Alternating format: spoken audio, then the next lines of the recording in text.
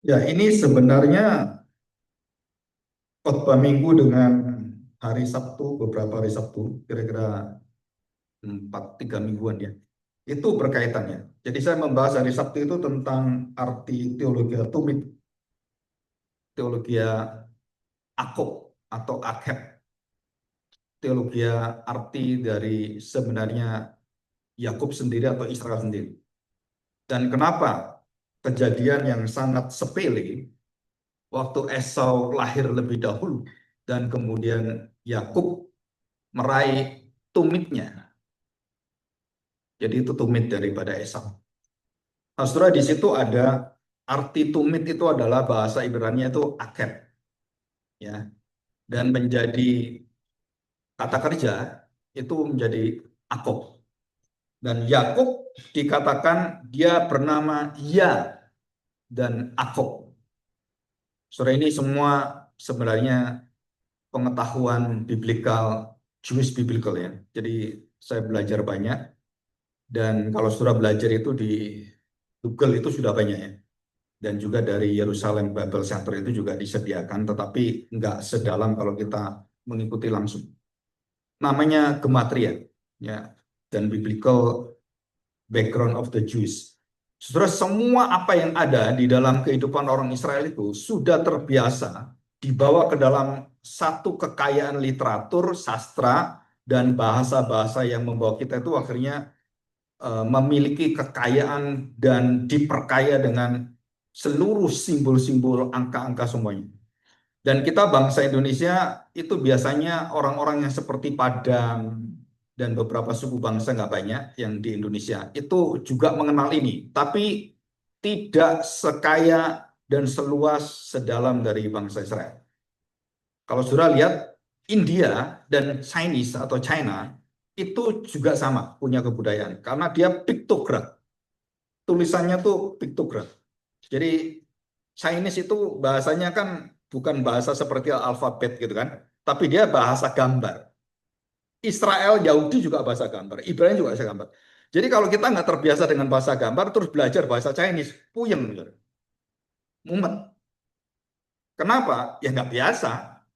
Kita belajar A, B, C, D gitu. B, aba, B, ubu, babu gitu kan. BIB, BIB, bibi gitu kan. Kan itu spelling. Tapi kalau di huruf-huruf yang bersifat piktogram dan juga bersifat lambang dan semuanya, saudara-saudara nggak punya kemampuan untuk berbahasa dengan membayangkan, mengimajinasikan. Nah, sedangkan orang Chinese itu memiliki ini. Jadi satu bangsa yang bisa mencontoh pikiran orang Israel itu adalah bangsa yang memiliki bahasa sama dengan Israel. Jadi siapakah yang bisa menyaingi kemampuan pengetahuan Israel? Bangsa Chinese. Dan itu dibuktikan di dunia. Teknologi semua dia bisa. Kenapa? Karena pola pikirnya sama.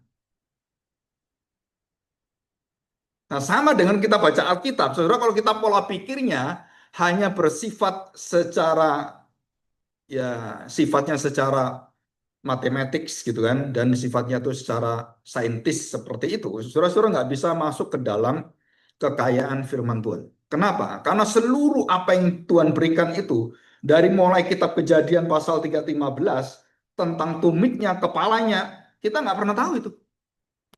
Kenapa kepalanya? Kenapa tumitnya? Memang ular punya kepala gitu, iblis. Di mana kepalanya iblis gitu kan?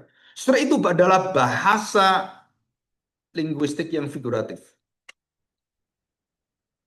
Dan jemaat tidak pernah diajar seperti itu. Dan berkali-kali di sini saya kan membukakan banyak supaya kita bukan hanya melihat dari sisi cara berpikir ya filosofikal gitu kan, tapi cara berpikir Alkitab itu bagaimana sih? Saudara, seseorang yang bisa menemukan banyak hal, yang bisa menembus akan teknologi semuanya, itu harus punya syarat, punya imajinasi dari kekuatan karakter bangsa Israel. Apapun, AI apapun itu. Kalau kita nggak punya kemampuan kreatif seperti itu, saudara nggak akan bisa menemukan apapun. Dan Tuhan berikan pada bangsa Israel, dan bangsa Israel yang paling banyak dapat Nobel mereka semua. Dan itu kenyataan. Jadi bukan dibuat-buat. Bangsa yang ditempatkan Tuhan otaknya seperti bintang dan kemampuannya seperti pasir di laut. Itu bangsa Israel. Jadi kalau kita bintang, oh iya bintang, oh bintang bagus ya. Bukan cuma bagus, saudara. Itu lambang kecemerlangan, kekuatan berpikir menembus semesta alam ini. Itu bangsa Israel. Dan kita nggak pernah ngerti itu ya, baca-baca gitu kan. Saya dulu juga sama, nggak pernah tahu itu. Tapi setelah dibawa dan kemudian dibukakan tentang kekayaan itu, baru kita sadar, waduh, kita ini harus belajar banyak ini. Ya, oke, kita lihat ini ya. Yesaya 40. Surah saya berkonsentrasi pada ayat yang keempat. Setiap lembah harus ditutup dan setiap gunung dan bukit diratakan. Tanah yang berbukit-bukit harus menjadi tanah rata dan tanah yang berlekuk-lekuk menjadi dataran. Surah ini melambangkan apa? Ini satu lukisan adalah seluruh perjalanan bangsa Israel, bagaimana mereka berada di lembah, bagaimana mereka berada di gunung, bagaimana mereka berbelok-belok, dan semua kondisi ini adalah kondisi penyimpangan hidup bangsa Israel. Jadi begitulah bapaknya, begitulah keturunannya. Dan siapakah yang bisa membuat itu menjadi lurus? Saudara, Yakub merasa dirinya lurus dengan segala hati yang bengkok dan dia merasa dirinya itu lurus. Ngakali pamannya Laban dengan bikin bontang-bonteng, celentang-celentang gitu kan, kambing-kambingnya, kemudian dia ngakali pamannya dan dia diakali oleh pamannya, dan ini keturunan akal-akalan, licik-licikan ini.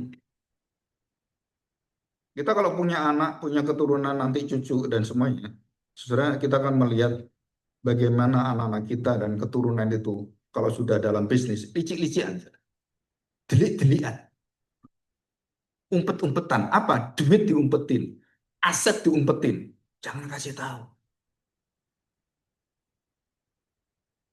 Dan akhirnya berada di mana? Ujungnya ke pengadilan.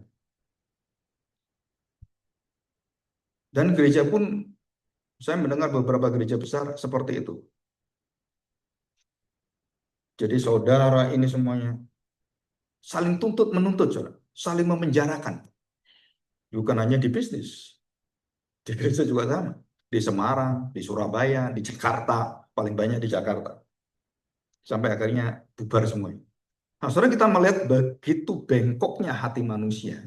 Yakub, waktu dia berada di dalam cara jalannya, dia pikir dia bisa mengerjakan dan dia pikir dia bisa meluruskan jalannya, dan Tuhan memberikan satu jalan lurus dari jalan bengkok. Bagaimana Tuhan meluruskan jalan Yakub? Seumur hidup dia tidak bisa jalan lurus. Pangkal pahanya dilepas oleh Tuhan. Nggak bisa jalan lurus. Bengkok terus. Dan itu cara Tuhan. Kenapa Tuhan saya diberikan hidup seperti ini? Karena Tuhan sedang meluruskan jalan. Kenapa aku dibengkokkan seperti ini? Karena Tuhan ingin kamu diluruskan. Dan Yakub tidak pernah menuntut Tuhan. Tuhan sembuhkan pincang saya. Nggak ada KKR miracle penyembuhan untuk Yakub, nggak ada. Kenapa? Karena dia tahu bahwa itulah mujizatnya. Itulah mujizat Tuhan. Membuat saya tanda petik cacat seperti ini. Dalam arti negatif. Padahal itu bukan. Itu kecintaan Tuhan supaya Yakub belajar menjadi bangsa yang berserah pada Tuhan. Israel namamu, bukan Yakub lagi. Bukan bengkok lagi. Tapi aku bengkokkan kamu supaya bengkokmu itu lurus. Itu artinya. Kapankah bangsa Israel itu bengkok? Dan saat bengkok yang bengkok. Yaitu waktu Yesus datang. Tuhan ingin datang kepada kepunyaannya. Kepunyaannya nggak nganggep, menolak, meremehkan, merendahkan. Bahkan bukan hanya menolak, menentang. Dan bukan hanya menentang, membenci, bukan hanya membenci, memusuhi, bukan hanya memusuhi, membunuh. Itu loh bengkoknya Israel. Setelah sampai hari ini tuh Israel itu bengkok. Ya. Netanyahu itu nggak pernah percaya Tuhan Yesus. Dia percaya Mesias tapi bukan Tuhan Yesus. Bahkan dia pernah menantang Amerika. Kamu kalau nantang saya, kamu tak perangi juga tuh. Sampai seperti itu. Sir. Negara kecil seperti itu mau nantang Amerika gede, Rusia, China. Kenapa? Karena dia yakin seperti Yakub, dia yakin dia benar. Padahal kamu tuh bengkok. Nah, orang yang merasa terang menuntun orang yang di dalam terang, dan dia kegelapan itu menuntun orang yang dia lihat bahwa dia itu terang. Dikatakan Tuhan Yesus, betapa gelapnya kamu. Jika kamu gelap, nggak tahu gelap, nuntun orang yang merasa dirinya terang, yang gelap juga. Jadi buta menuntun orang buta. Nah itu bangsa Israel.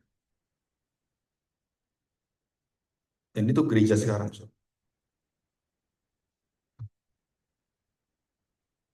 Merasa tahu teologi, merasa tahu semuanya. Dia merasa paling mengenal segalanya.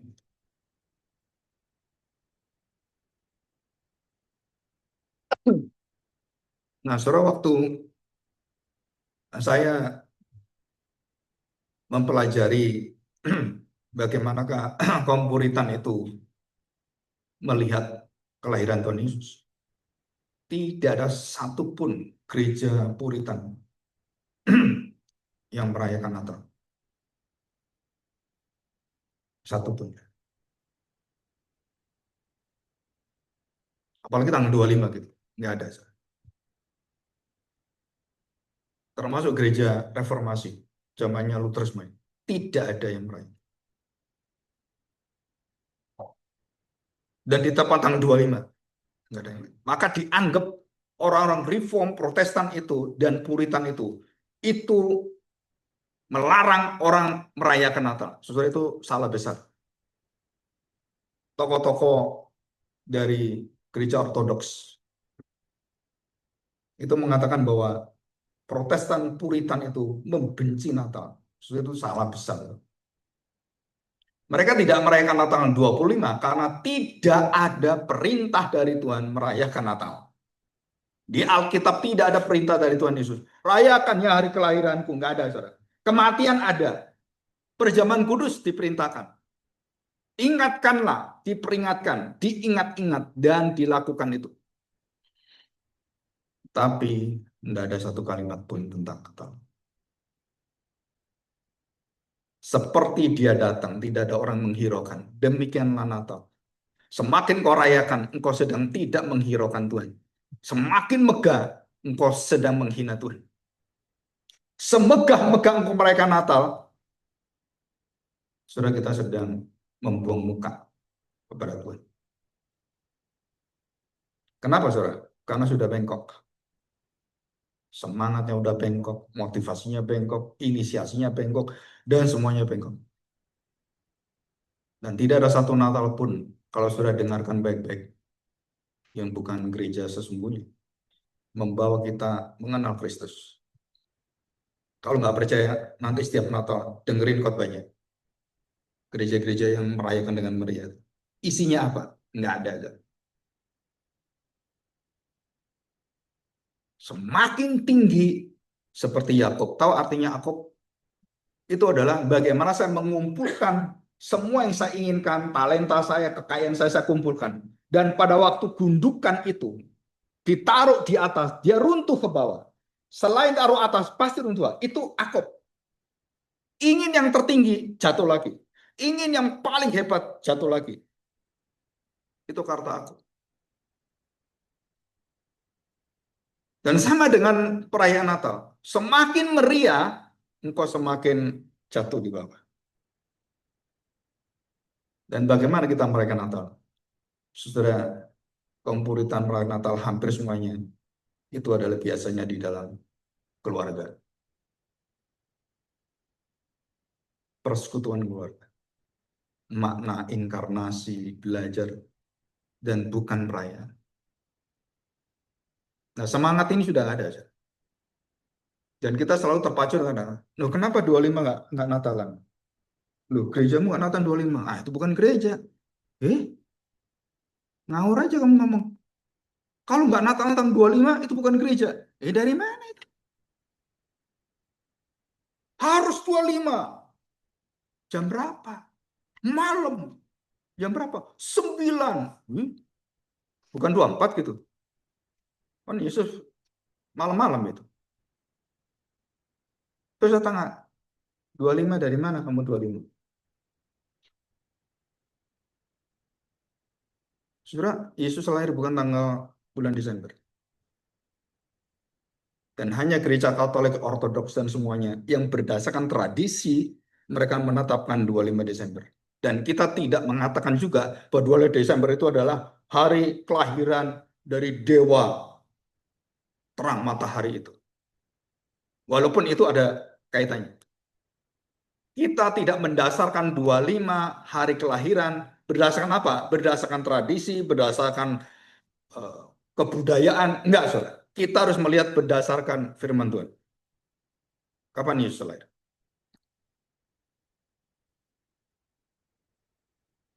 Bulan ke-6. Waktu Elizabeth hamil, itu bulan ke-6. Bulan ke-6 itu adalah bulan Sivan.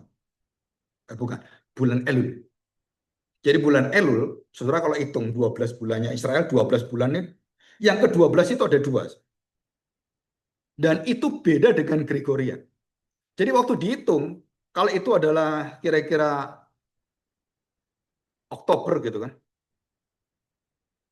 bulan Elul itu, saudara berarti ditambah 9. Dan nggak mungkin itu Desember. Jadi bisa Mei atau Juni. Atau paling dekat itu April atau Mei. Berdasarkan apa? Berdasarkan firman Tuhan. Terus kemudian berdasarkan apa lagi? Berdasarkan gilirannya rombongan Imam Abia. Dan tidak mungkin tanggal Desember, bulan Desember tanggal 25. Nggak mungkin itu, saudara. Tapi berdasarkan Bapak Gereja ini, merayakan ini, kemudian ini. Saudara, kita sudah tidak berdasarkan kepada kebenaran Alkitab. Dan itu menjadi tradisi ribuan tahun. Kenapa Martin Luther, Calvin, dan semuanya tidak mengafirmasi Desember adalah bulan kelahiran Tuhan Yesus? Karena tidak ada dasar Alkitabnya. Dan kalau dipelajari, bukan Desember. April, Mei, atau Juni. Atau berdasarkan kalender daripada keimaman, itu bisa Oktober Tuhan Yesus. Jadi mana yang benar? Pakai kalender mana? Dan kita percaya Lukas waktu menuliskan kalendernya itu kalender berdasarkan pembuangan. Bukan berdasarkan Gregorian. Karena dia menuliskan dengan jujur. Jadi seluruh siklus yang ada, dia tidak menggunakan siklusnya Romawi. Nggak mungkin, Mister. Dia menggunakan siklusnya bangsa Israel. Karena dia orang sejarawan. Dan dia teliti sekali karena dia seorang dokter. Dalam Lukas pasal 1 ayat 1 katakan dengan teliti saya mencatat ini semuanya.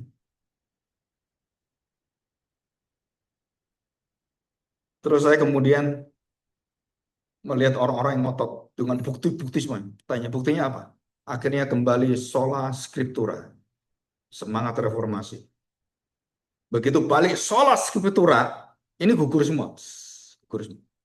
Kenapa? Karena pakai tradisi, pakai kebiasaan dari ini, ada paus ini, ada ini semua. Bukan itu. Alkitab tulis apa? Langsung runtuh semua.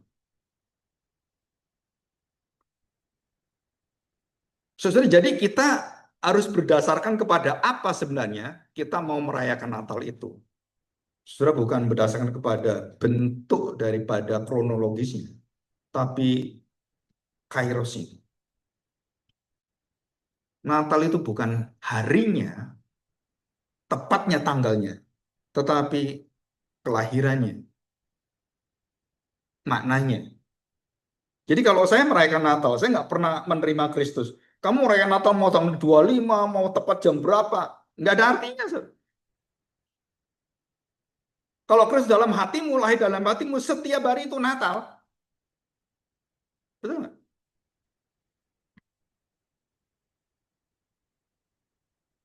Karena lahir dalam hatimu. Dan kelahiran Natal dalam hati kita, Kristus lahir itu tidak bisa diulang. Hanya diperingati. Nggak bisa diulang. Jadi begitu lahir dalam hati saya, dia lahir dan terus dia hidup. Dan kita nggak perlu lagi, ayo lahir lagi, nggak perlu. So. Sama dengan baptisan. Jadi kenapa nggak boleh baptisan diulang-ulang? Ngapain kamu ulang-ulang? Sama dengan tanggal 25 Desember. Kalau kita berdasarkan ritual dan semuanya, nah kita menjadi orang Kristen yang agamawi, bukan Kristen yang pengikut Kristus. Ya, oke, kita lanjutkan. Nah, setelah perhatikan baik-baik, kita akan masuk. Ada satu kata yang unik yang saya pakai dari Richard Dawkins, delusion cult.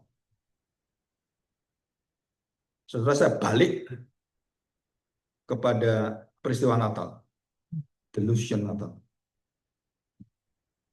Kita tahu salah, tanggalnya nggak tepat, nggak pasti seperti itu. Tapi kita terus lakukan sampai ratusan tahun, ribuan tahun. Itu namanya delusion Natal. Udah tahu nggak bener ya, terus dirayakan. Ya karena lain rayakan, ya saya rayakan. Jadi Richard Dawkins mengatakan apa? Udah tahu nggak ada Tuhan, kamu percaya pada Tuhan. Itu namanya kamu delusi, bukan hanya ilusi, delusi. Ilusinya kamu jadikan betul-betul nyata.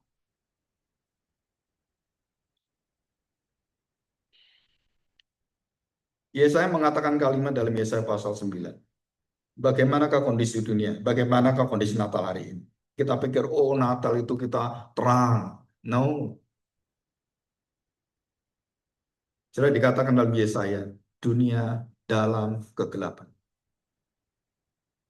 Waktu Yesus datang itu, dunia bukan dalam terang. Dunia bukan dalam kesiapan menerima. Enggak siap. Dalam kegelapan, manusia dalam apanya yang gelap?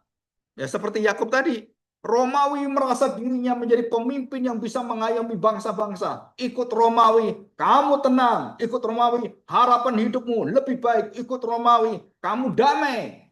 Ikut Romawi, kamu punya hukum. Pax Romana, Lex Romana. Lex itu dan hope Romana. Jadi waktu kita Natal, yang kita cari apa, saudara? Yang kita lihat itu apa? Kita merasa, wah gereja memberikan harapan, memberikan semuanya itu. Terus dunia bagaimana? Dalam kegelapan. Setiap Natal, kita harus sadar, dunia itu dalam kegelapan. Terang itu datang, kegelapan itu tidak bisa tahan dengan terang. Jadi waktu Yesus datang nanti kedua kali, yang menolak siapa? Gereja. Aku datang pada umatku, mereka menolak aku. Kedatangan pertama, kedatangan kedua, sama. Kenapa sama? Karena Tuhan mengatakan, tanda Yunus dan tanda Nuh, sama. Dunia tidak bisa menerima dia. Dan hanya orang-orang yang mendapatkan anugerah yang bisa mengerti ini. Bagaimana saya bisa tahu, oh saya ini Kristen enggak atau enggak? Kamu cara merayakan Natal, kita tahu kamu Kristen yang sesungguhnya atau bukan. Semakin meriah menunjukkan you are not Christian. Semakin sederhana, semakin rendah hati, you are Christian. Dari hatinya.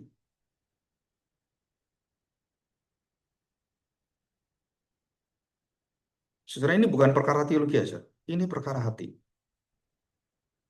Gereja berteologi pun merayakan Natal sama aja. Yang paling bagus pun merayakan Natal sama aja. Nggak bisa menghindari kemegahan, kemewahan itu. Ya kita berharap.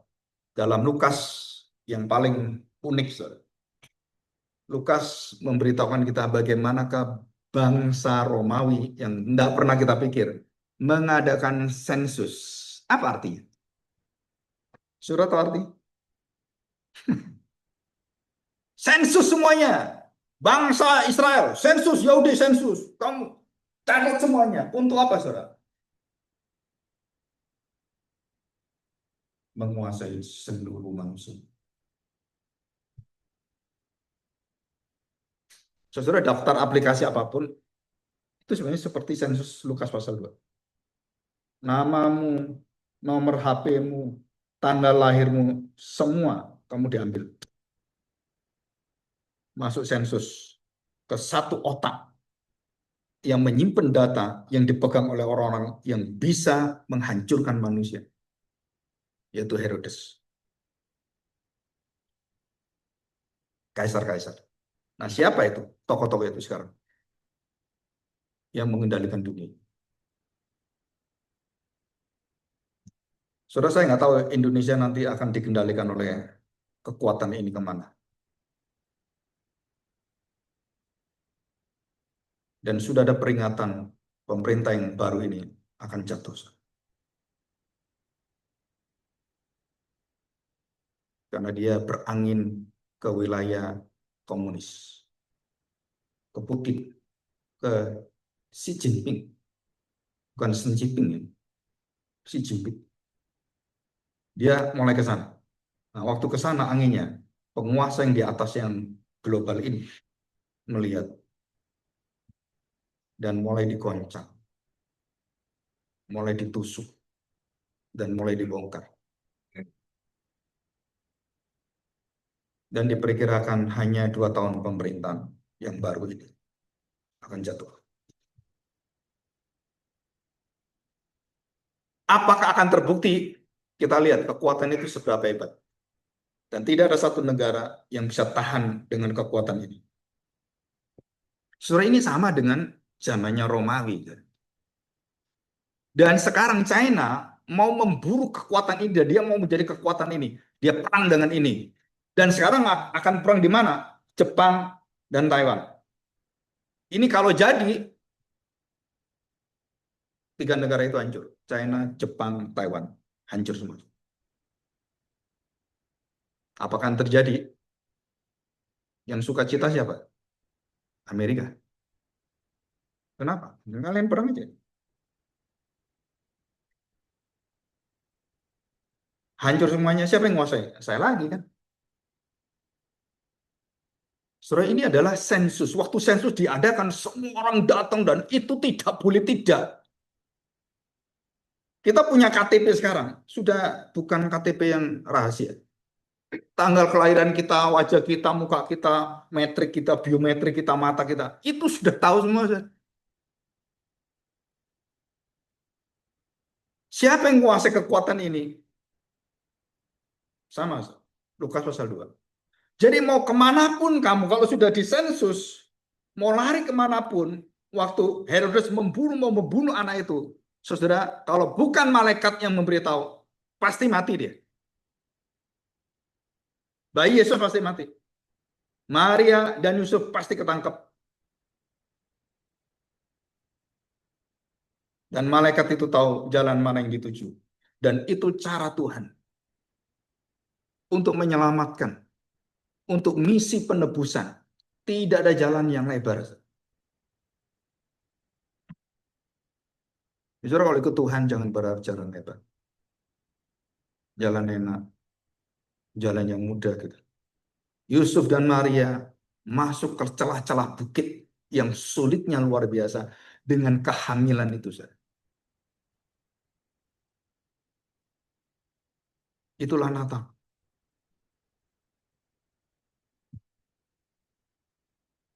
Masa-masa yang sulit. Bagaimana kekuatan yang besar ini mulai dari hatinya Yusuf, hatinya Maria. Saudara, kalau kita lihat Maria itu ditinggikan sampai akhirnya Paus Leo dan Ratzinger, Paus yang seperti Benediktus itu, mengatakan Maria is not the co-redeemer, bukan co-penebus.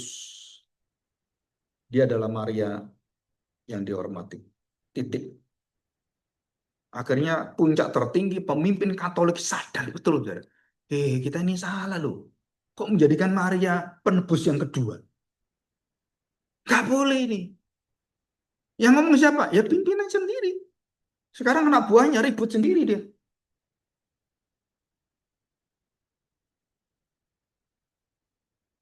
Saya tanya sekarang, seorang yang mengandung kandungannya rahimnya itu ada Tuhan Yesus. Betul kan? Oh, berarti kan istimewa, luar biasa gitu. Sampai akhirnya diangkat. Nah, semua orang kalau mau ke Tuhan Yesus harus melalui Maria. Patung-patung Maria kemudian dijadikan pengantara doa gitu kan. Ya, kalau yang Paus mengatakan masih bolehlah pengantara doa gitu kan. Tapi kalau sudah disebut sebagai penebus, pendamping penebus, mereka katakan no. Ya, bersyukur aja masih sadar gitu. Tapi orang-orang reformasi, dia sama dengan manusia kita semuanya. Maria tidak istimewa dan dia tidak sesuci yang kita pikirkan. Sekudus yang dikuduskan oleh orang yang memuja dia. Sampai mengatakan Maria itu tidak berdosa.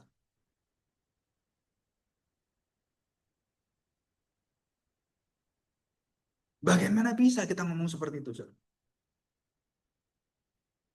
Dalam banyak peristiwa bagaimana Maria hatinya, kedagingannya masih kuat sekali. Mengajukan Yakub dan Yohanes supaya menjadi tanda petik dalam kerajaan nanti itu orang yang terdekat dengan Tuhan. Ya, minimal jadi menteri lah, jadi perdana menteri, ya, jadi apa gitu. Nafsu manusianya kelihatan semua. Dan kita nggak bisa mengatakan bahwa Maria itu adalah Maria yang tanda petik yang dimuliakan seperti no. Maria dipilih Tuhan bukan karena kehebatan kemuliaan dia, bukan, saudara. Karena kesederhanaan dan ketidakmengertian dia di dalam ketaatan, jadilah seperti yang kau kehendaki. Itu loh istimewanya. Dan keistimewaan sederhana ini jangan diagungkan melebihi daripada kapasitas Maria. Begitu kita agungkan, sebenarnya Natal kita bukan memuja Tuhan Yesus. Nggak ada istimewanya. Jadi kalau Tuhan memilih kita merayakan Natal hanya melihat gereja-gereja yang luar biasa, yang paling bertalenta, dan dia tergerak hatinya, enggak, saudara. Enggak sama sekali, saudara. Tuhan tidak pernah tergerak dengan talenta yang bagaimana hebatnya pertunjukan. Enggak ada, saudara. Tuhan hanya tertarik dengan apa? Dengan hati yang bertobat. Hati yang menepuk dadanya waktu berdoa seperti pemungut cukai. Yang bengkok hatinya. Yang menyerah seperti Yakub. Jadi Yakub jangan dipikir, oh Yakub menang, kok bisa manusia menang dengan malaikat? Bukan menang, saudara. Yakub itu ngotot. Nah, karena arti Yakub itu ngotot juga, saudara. Ngotot untuk apa? Untuk minta berkat. Kamu pergi, kamu nggak berkati saya, mati saya, binasa saya. Dan dia pertaruhkan nyawanya, memohon, bukan melawan.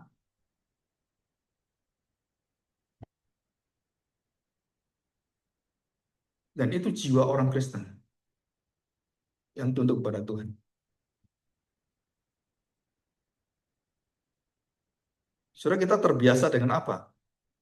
Kamu bisa, kamu hebat, ayo berjalan. Luar biasa kamu. Dan dunia ini menjunjung manusia. Yes, kan gitu kan. Dan para motivator itu semuanya. Dan juga termasuk yang motivator yang nomor satu. Kristen nomor satu di dunia. Dan nomor satu di Amerika. Joel Austin. Sama. Natal itu waktu dia merayakan. Artis yang paling top dia panggil. Pertunjukan paling hebat dia panggil. Musik paling hebat dia tunjukkan. Dan semua terhebat. Dan tahun ini, 2 tahun ini, langsung runtuh. Kenapa, saudara? Jemaatnya akhirnya muak-muak sendiri, saudara. Hidup dalam kesusahan, kamu ngomong gini-gini, kenyataannya nggak ada. Ngomong apa kamu? Akhirnya, kamu ngomong dengan hidup saya itu nggak ada kaitannya. Bill Hybels tahun 2015 sudah tahu betul gerejanya akan hancur. Bill Hybels ini, Willow Creek. 2015 dia mensurvei lebih daripada 10.000 orang dan termasuk jemaatnya.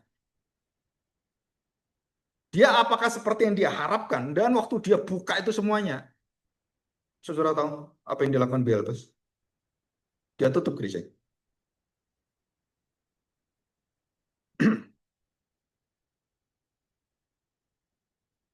Semua pengerjaan diminta. Kalian doa semuanya. Kalian bersama-sama. Kita tunduk pada Tuhan. Kita bertobat semua. Padahal itu di puncak sukses dia 2015. Saudara. Gereja yang paling sukses itu Bill Hybels. Dan itu bukunya di mana-mana. Saya juga baca bukunya. Church growth, church planting itu pasti Bill Hybels. Bukan Rick Warren. Bukan Rick Warren itu belakangan. Dan gereja Bill Hybels, Rick Warren, terus Joel Osteen dan semuanya. Ambruk semua sekarang. Kenapa? Saudara, kalau bukan prinsip-prinsip Alkitab, tidak ada satu pelayanan yang bisa bertahan. Badai besar datang, kekuatan besar datang, COVID datang, ambruk. Dan sekarang tinggal cuman sepertiga seperempat. Gedung yang dibangun besar itu Crystal Church, yang disebut Crystal Palace juga. Sekarang udah digadaikan. Saya pernah ibadah di situ 2 kali. Saya pernah foto di situ, gereja kaca seperti itu, menjulang tinggi, wah luar biasa. Dan itu akan tinggal kenangan semua. Apa yang akhirnya terus ada? Ya nama Kristus yang kita tinggikan. Saudara, Maria itu adalah kita melihat kesederhanaan, ketundukan, karakter ilahinya, karakter surgawinya. Nah, itu yang mengagumkan kita. Bukan kemudian dengan itu kita agungkan. Enggak, saudara. Bukan, saudara. Berhentilah di sana supaya keagungan Maria tetap agung. Begitu kamu angkat, engkau menghina Maria. Kalau Maria datang lihat patung-patung semua, nangis dia. Terlalu kok. Kenapa? Gak ingin aku seperti itu. Martin Luther, John Wesley, Charles Wesley, apalagi John Wesley waktu itu. Jangan pernah ya kamu sekali-kali ya buat patung saya. Di Moody juga sama. Spurgeon juga sama. Jangan pernah masang foto saya di gereja.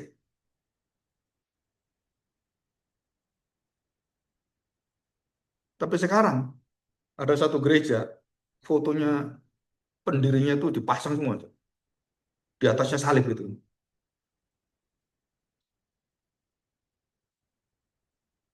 Saudara, manusia itu secara nggak kerasa, nggak sadar juga, kadang-kadang juga nggak mau tahu. Dan waktu dipasang itu bangganya luar biasa, saudara. Saya tidak pernah menyangka dan juga saya percaya jika Maria Yusuf sekarang hidup, saudara. Lihat semua drama di gereja perayaan Natal, dia pasti nangis. Karena bukan dia yang ditujukan. Yohanes Pembaptis mengatakan, inilah anak domba Allah. Lihatlah dia, biar dia semakin besar. Aku buang, aku nggak ada artinya. Dia, nah itu.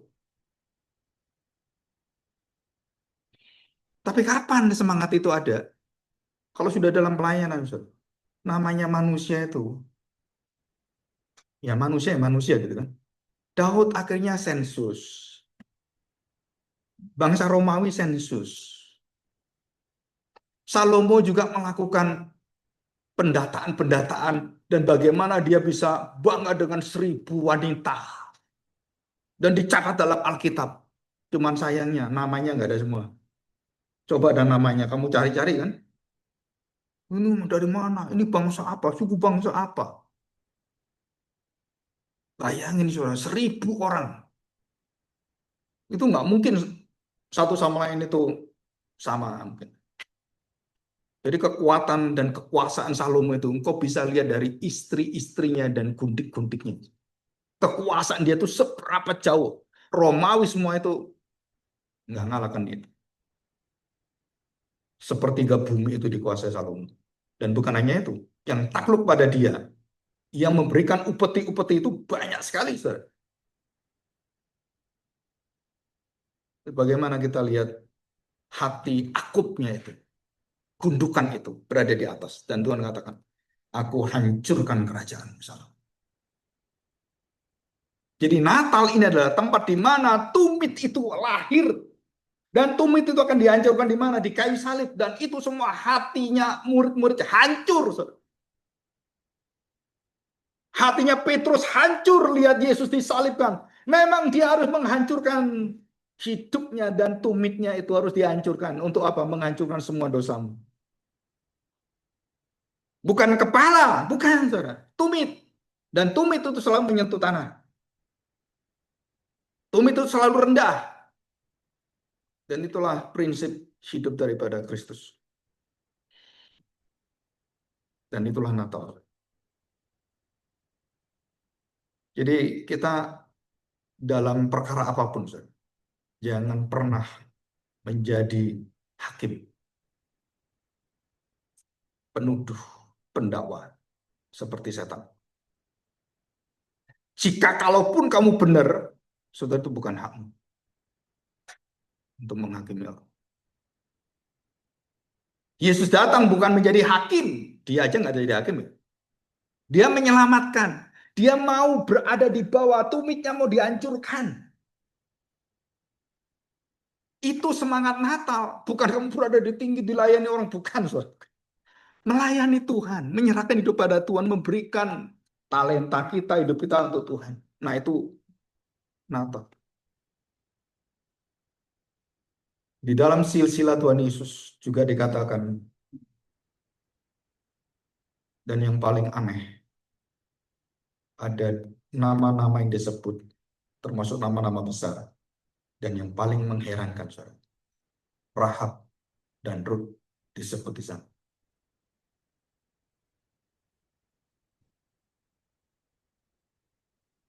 Orang Israel itu sangat maskulin, patriarkal.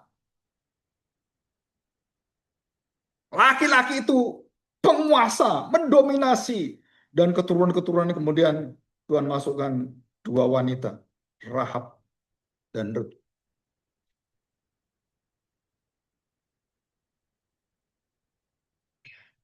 Dan mereka merasakan, wah itu pelacur. Kok itu nggak benar? Bangsa lain, bangsa Moab, begitu kan? Tuhan mengatakan, tidak ada bangsa melebihi bangsa. Tidak ada manusia melebihi manusia. Semua dikatakan oleh Paulus. Semua tidak ada yang mencari Allah, tidak ada yang benar. Dan dia katakan itu. Kenapa Paulus bisa membuka semua rahasia ini? Aku mau belas kasihan. Aku mau bermurah hati kepada siapa? Kepada aku mau bermurah hati. Bukan karena kamu baik, bukan karena kamu jahat. Oh, kamu jahat, aku mau murah hati. Kamu baik, tak murah hati. Bukan, saudara. Kemurah hatian, kebaikan Tuhan bukan berdasarkan statusmu, kehebatanmu, kebaikan bukan, saudara. Berdasarkan apa? Dirinya sendiri. Jadi doktrin anugerah itu pasti menunjukkan doktrin pilihan. Doktrin pilihan pasti lahir dari anugerah. Nah mungkin ya. Jadi Natal ini adalah satu anugerah bagi siapa? Bagi yang punya hati, yang tahu bagaimana hidupmu, tumitmu dihancurkan Tuhan. Engkau bisa merasakan Natal itu. di tempat yang sunyi. Kan kita nyanyi terus, sunyi senyap, malam kudus gitu. Ya lagunya kayak gitu. Tapi waktu kita merayakan, kita nggak ingat lagi. Itu kondisi-kondisi bagaimana saudara bayangkan. Ini ancaman, kekuatan yang mau membunuh itu. Saudara, suami istri diancam oleh kerajaan yang gede seperti itu. Dan dia nggak punya apa-apa. Saudara bayangin. Mau melarikan diri ke mana? Tentara di mana-mana. Tapi Tuhan katakan, dia adalah Immanuel. Bukan kamu yang menyertai Tuhan, tapi Tuhan menyertai kamu. Bukan karena kamu bisa melindungi bayi itu, tapi bayi itulah yang melindungi kamu.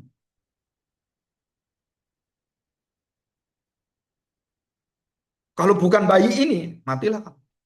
Tapi karena bayi ini, kamu mendapatkan berdiri. Saudara, ini satu prinsip yang waktu kita melihat, kita nggak bisa membuang prinsip-prinsip saudara. Itu prinsip kehidupan dan seluruh hidup Kristus adalah di sana. Dari lahir sampai mati. Jelas sekali prinsipnya. Dan jika kita keluar dari prinsip itu, mungkin kamu sukses di dunia, tapi kamu nggak pernah sukses di hadapan Allah.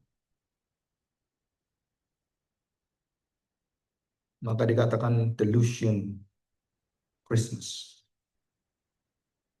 Kita terus mendelusi terus. Kita terus merayakan terus. Untuk apa? Udah tahu nggak benar, udah tahu salah. Terus saja.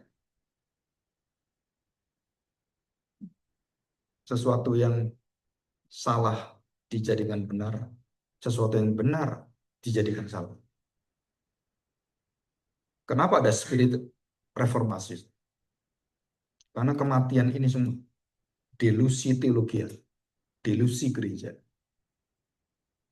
Ngasih pada orang mati mendoakan, wah itu keharusan nenekku, kakekku. Wah, masih ragu-ragu saya. Oh iya, kasih apa? Persembahan. Persembahan banyak, nanti ditimbang-timbang. Nah, di sana dia bisa dibukain jalan baru. Bisa diselamatkan. Jadi kita doa di sini, kekuatan kita bisa membuka hati Tuhan menyelamatkan dia. Itu ajaran dari mana? Sampai hari ini gereja-gereja banyak bisa mendoakan orang mati. Apalagi menginjili orang mati, hebat juga ya. Orang mati diinjili. Ayo ke kuburan ya. Tengkorak-tengkorak itu kita khotbah. Hai manusia mati, percaya Tuhan Yesus gitu. Saya pernah bertemu dengan tokohnya, penginjilan orang mati. Saya beritahu, kesalahannya cuma satu. Kamu nggak ngerti maksud Alkitab. Kamu tidak tahu bahwa bahasa itu bukan bahasa literal.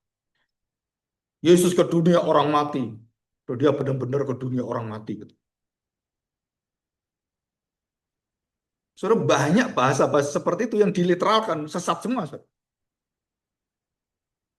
Apalagi baca kitab Wahyu. Waduh, saudara, kitab Wahyu itu kita yang paling menyesatkan. Orang kalau baca nggak benar, itu kitab yang paling menakutkan itu kitab Wahyu. Ya, kita belajar itu. Nah, saudara, kita lihat sekarang yang keempat.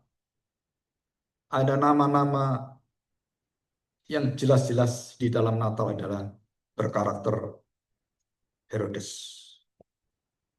ahli kitab, dan juga imam-imam kepala yang selalu muncul di setiap kehidupan Tuhan Yesus dan selalu mengamat-amati setiap gerak Tuhan Yesus.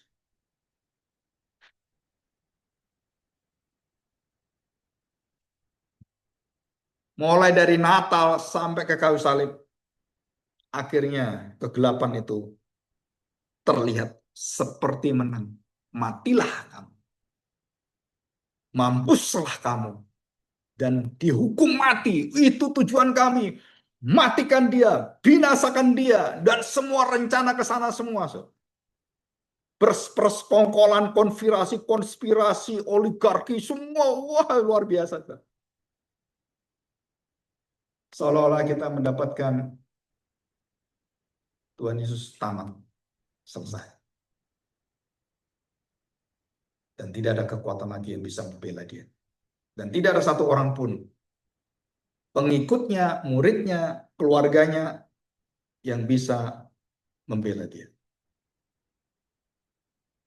Dan bahkan Tuhan Yesus pun melarang 72.000 malaikat membela dia. Betul? Bukan hanya pengikutnya. Kalau aku mau, saudara, 7 legion itu, saya bisa, mungkin seluruh malaikat bisa dia perintah. Bisa, saudara. Jangan kamu bela saya. Pikirmu aku nggak bisa apa-apa gitu. Pentungan, bawa pedang gitu. Enggak. Kalau aku mau serahkan, nggak usah pakai pendungan. Kamu tiap hari ketemu saya. Tapi kalau belum waktunya, nggak bisa. Saudara, bahkan Tuhan Yesus, malaikat di surga pun, berhenti. Kamu cuma lihat ya. Kamu akan lihat keagungan hidupku, keagungan Mesias. Kamu malaikat jangan sok sombong. Kalau bukan aku perintah, jangan ikut-ikut. Malaikat pun dia ngomong kayak gitu. Kalau bukan, nggak bisa. Walaupun Mikael udah siap dengan tentaranya, Gabriel, wah, malaikat pun akhirnya menundukkan diri. Dan waktu dia mati di kayu salib, kegelapan meliputi seluruh hidup manusia. Terang atau menuju pada kegelapan salib. Betul kan? Bintang terang itu akhirnya tidak berbintang. Bintang yang bersinar terang dilihat oleh orang Majusi itu hilang. Kenapa? Kalau orang Majus itu hidup dan dia Tuhan Yesus, orang Majus pun akan menyangkali Tuhan Yesus. Dan saya percaya itu.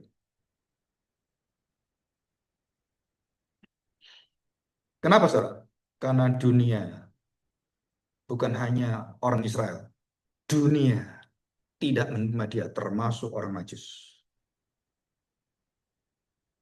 Nah, termasuk kita semua. Kalau salib itu menunjukkan pada kematian, kegelapan hati manusia, dan kebinasaan itu, kita semuanya merasa, aku baik-baik saja kok. Semuanya serba bagus. Apalagi tentara Romawi, Pilatus, yang mengatakan, kamu hidup mati itu bergantung pada penguasa. Aku bisa menolong kamu, aku bisa membunuh kamu. Gaya kan? Ada loh manusia ngomong di hadapan Tuhan seperti itu, karena dia nggak tahu dia kalau dia Tuhan. Jangankan kamu itu Tuhan gitu. Manusia pun kamu gak berhak mengatakan aku bisa hancurkan kamu, aku bisa hidupkan kamu. Nggak ada seorang manusia kepada manusia aja nggak bisa. Apalagi yang di hadapan dia adalah yang menghidupkan dirimu sendiri. Nggak ada. Jadi kalau kita sadar betul bayi Natal itu bayi yang menghidupkan dan yang membinasakan manusia, yang memilih engkau dan yang membuang engkau. Dia bisa mati karena dia memberikan dirinya. Kalau dia tidak memberikan dirinya, nggak akan bisa mati. Jadi Yesus mati karena siapa? Oh, dibunuh. Oh, karena dilecuti. Bukan, dia mati karena dia serahkan nyawanya. Bukan karena disiksa, bukan. Kenapa dia mati? Karena dia serahkan nyawanya. Kalau dia nggak serahkan nyawanya, kamu mau siksa apapun, tetap hidup dia.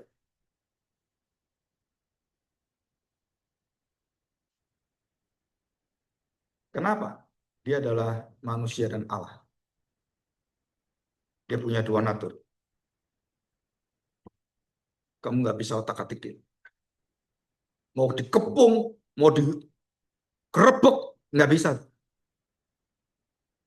Dan kepada Pilatus, kepada Herodes, kepada semuanya. Kalau bukan karena Bapakku, nggak ada satu orang bisa menjamah. Nggak ada satu orang.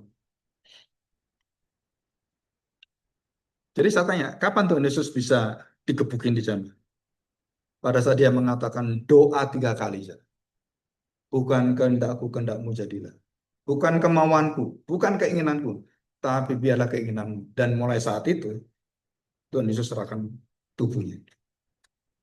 Ditangkap, digebukin, diludahin semua. Sampai dia mati. Jadi Natal ini menunjukkan bukan hanya bagaimana Yesus menebus dalam penderitaannya dan di dalam kematiannya. Natal menunjukkan pada kita, itu loh, cara Tuhan menyelamatkan manusia satu-satunya. Bagaimana saya hidup bisa menjadi serupa Kristus? Jalanilah hidup jalan Kristus. Dan engkau akan melihat kemenangan atas dosa semua.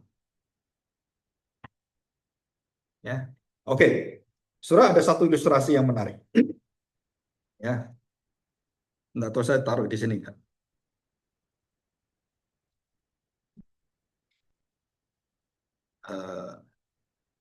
Di slide ke-6.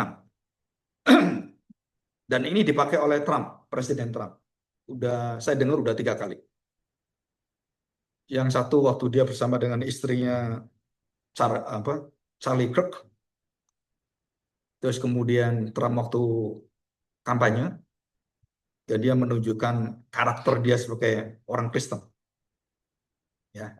Namanya penjahat itu adalah John Ponder, disebut sebagai John. Perampok bank, bajingan. Dan orangnya negro, gede, besar. Dan dia kemudian dikejar oleh agen FBI namanya Richard Beasley. Nggak ketangkep-tangkep, sampai akhirnya ketangkep dia.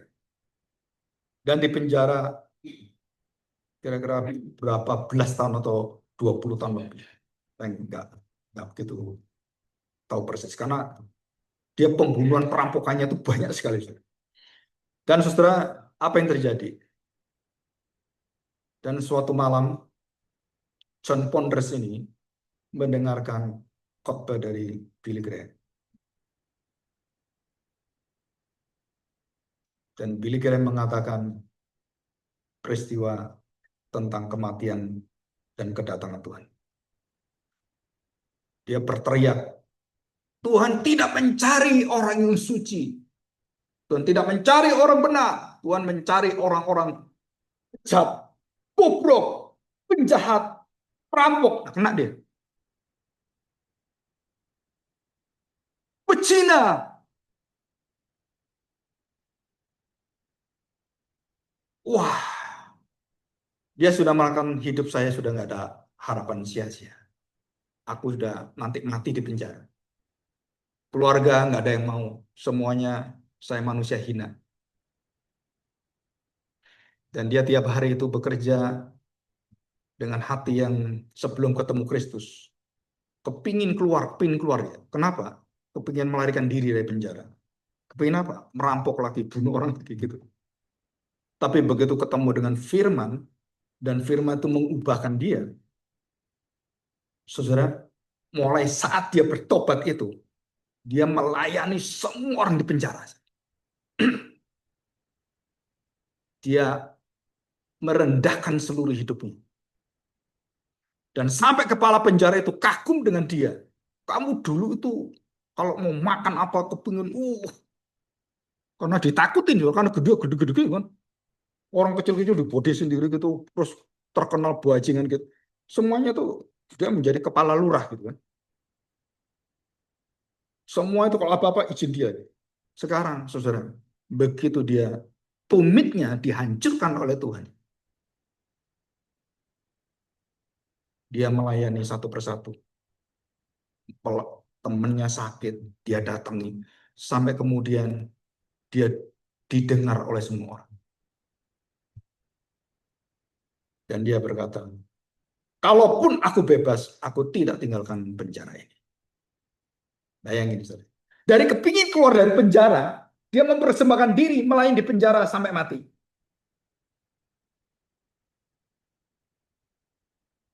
Dan kemudian berita ini didengar oleh Richard Beasley. Dan ini bukan orang goblok ya. Ini lulusan sekolahnya sekolah university dia. Dia pinter sekali. Dan waktu dia dengar akhirnya dikasih amnesti, diajukan oleh Beasley, kasih amnesti. Dan setiap tahun diajukan. Kenapa? Karena dia lihat perubahannya baik. Dan dia datang, dia berbicara dengan John Ponders ini dan menjadi teman akrab, menjadi teman akrab. Jadi musuh yang memenjarakan dia, John Ponders ditanya oleh Trump, John, bagaimana perasaanmu sekarang? Apakah kamu menaruh hati, sakit hati, dendam dan semuanya? Dia mengatakan, no. Dia mengatakan, dialah yang didatangkan Tuhan untuk menangkap saya. Beda, saudara. Dulu waktu ketangkep, oh, keluar tak dulu kamu. Tapi ketemu Tuhan Yesus, syukur kamu tangkap saya. Akhirnya saya ditangkap Kristus.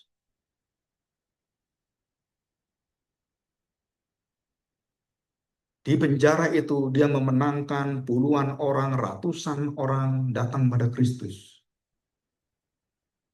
Bunuh orang, rampok orang. Saudara, sekarang bawa Kristus ke bajingan-bajingan. Dan contohnya siapa? Ini saya. Contoh hidup. Dan John Ponders waktu ditanya, kamu lihat Richard Presley, bagaimana kamu lihat dia sekarang itu? Dia mengatakan, salah satu anugerah Tuhan. Dan dia tidak meninggalkan penjara, dan dia dikasih kedudukan menjadi agen FBI. Bayangin saya. Bajingan itu loh, sekarang jadi agen FBI. Dengan keahliannya dia, dengan cara-cara dia itu akhirnya, wah kamu bisa ini, kamu tolong saya. Kamu bisa bagian ini, dia tahu semuanya, dari pengetahuan semuanya. Dan dia menjadi kerjasama dengan Richard Beasley, menjadi agen FBI. Orang nggak punya harapan, orang nggak ada juntrungannya hidupnya,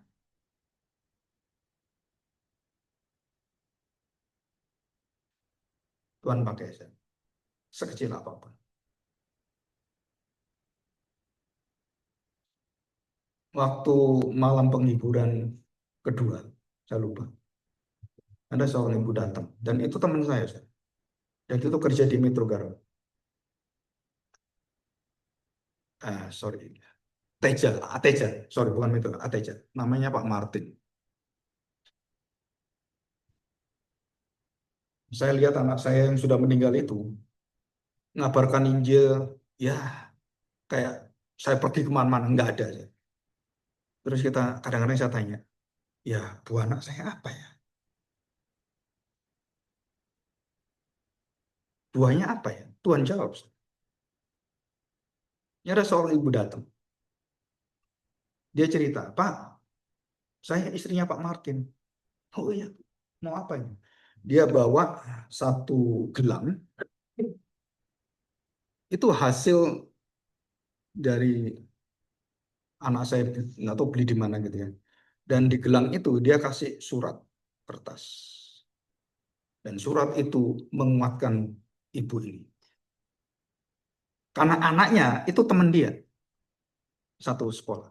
Jadi waktu dengar papanya mati, anak saya tergerak hatinya. Terus dia cari dan dia menyampaikan kepada mamanya, sampaikan ke mamamu. Terus dia kasih surat. Sampai hari itu, saudara, itu sudah puluhan tahun dipegang dan ditunjukkan. Nih,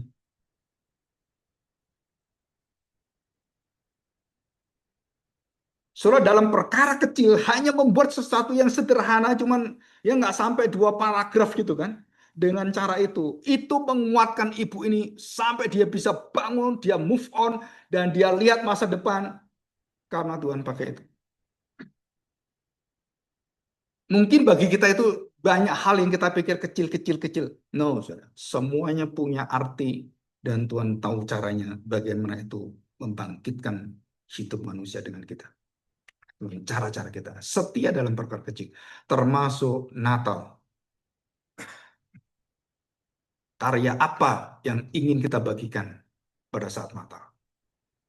Kita berdoa pada Tuhan. Mari kita berdoa. Bapa yang baik, kami bersyukur di hadapan-Mu hari ini.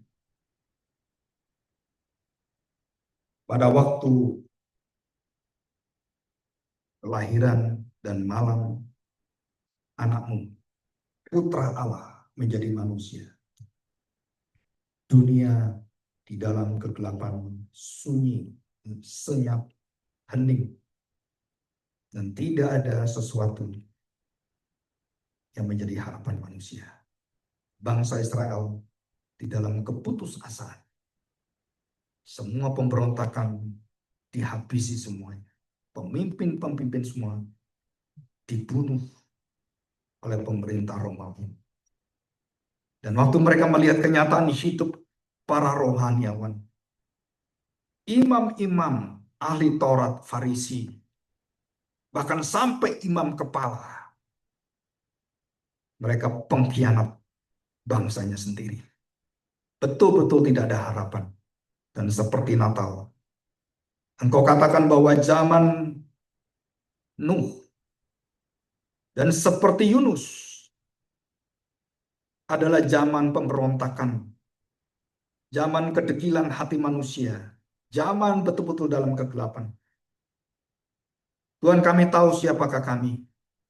Kami tidak lebih baik daripada siapapun. Tapi kami bersyukur karena kami mendapatkan anugerah seperti Maria, seperti Yusuf, seperti Elizabeth, seperti Zakaria, dan seperti gembala-gembala. Kami menikmati seluruh daripada anugerah kedatangan-Mu, Tuhan. Kami bisa memuji Engkau. Kami bisa mengagungkan nama-Mu. Dan pada saat itulah kami terus diingatkan dunia di dalam kesedihan. Hatimu bersorak-sorai. Tunjukkan pada dunia Injil yang akan membawa mereka kepada terang. Jadikanlah hidupmu sebagai terang kesaksian, terang ilahi, terang Kristus, sehingga engkau bukan lagi menjadi manusia apa adanya, tetapi manusia yang dipakai oleh Tuhan. Terima kasih Bapa untuk kemuliaan besar ini. Berkatilah setiap hati kami. Di dalam nama Tuhan Yesus kami serahkan doa kami. Amin.